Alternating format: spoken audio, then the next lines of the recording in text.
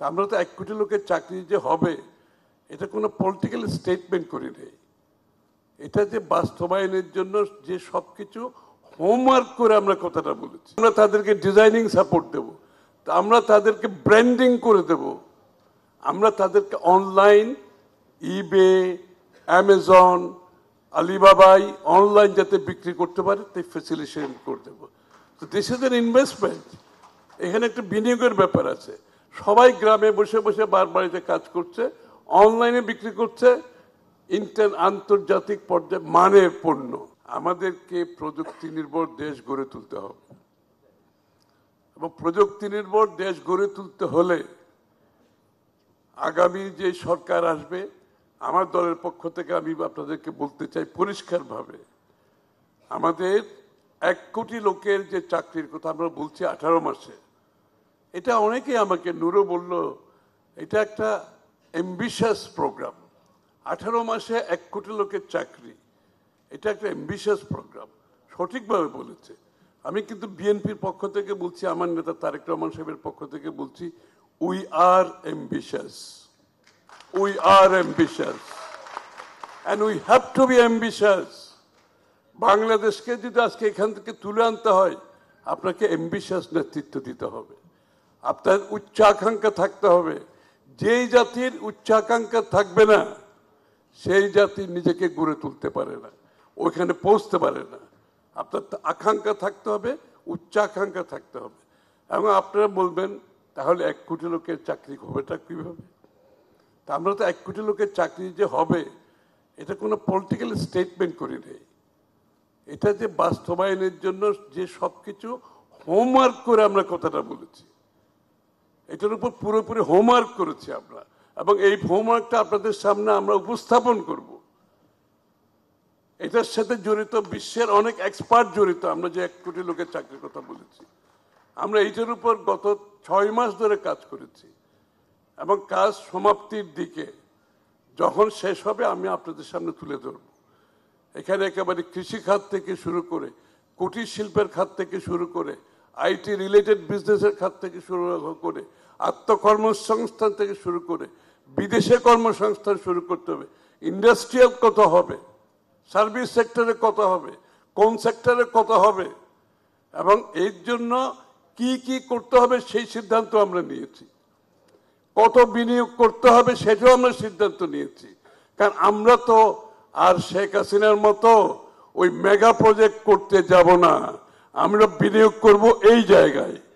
1 কোটি লোকের চাকরির জন্য বিনিয়োগ করব আমরা, এবং এই বিনিয়োগের জন্য বাংলাদেশের প্রত্যেকটি অঞ্চলকে আমরা এখানে সম্পৃক্ত করব। ঢাকা কেন্দ্রিক, চট্টগ্রাম কেন্দ্রিক আমরা উন্নয়ন করব না। আমাদের উন্নয়ন চলে যাবে গ্রামে গঞ্জে প্রতিটি মানুষের কাছে।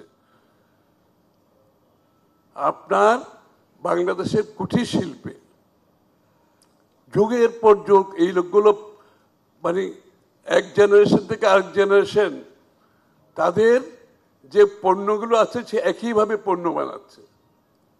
আমরা কিন্তু এদের জন্য কোনো বিনিয়োগ করি নাই।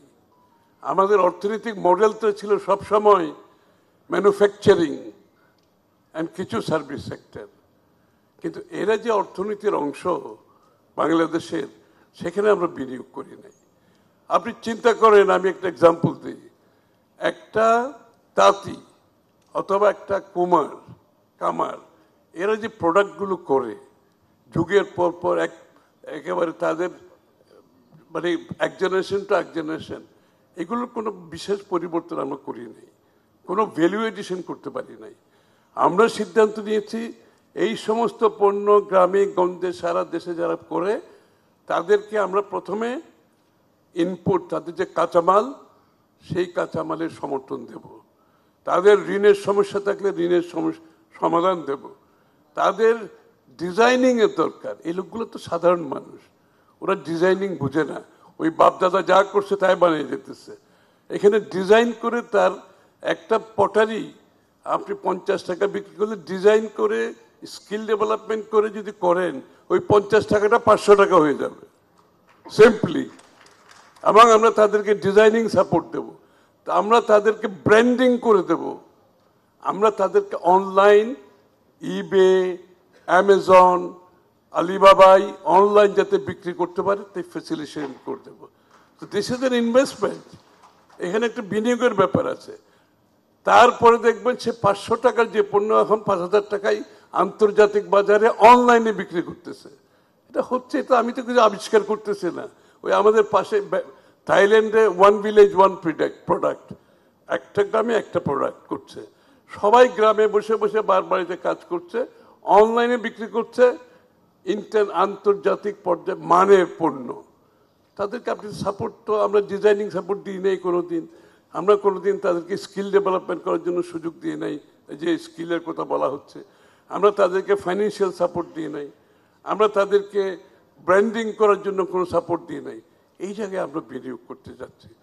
আইটি রিলেটেড যে প্রযুক্তি নির্ভর যে ব্যবসাগুলো আছে, এই ব্যবসাগুলো আমাদেরকে করতে হলে প্রযুক্তি নির্ভর যে ব্যবসার কথা বলছি, আইটি রিলেটেড ব্যবসা। ধরেন বাংলাদেশে আমরা এখনো কল সেন্টার করতে পারি নাই, আমরা ডেটা সেন্টার করতে পারি নাই।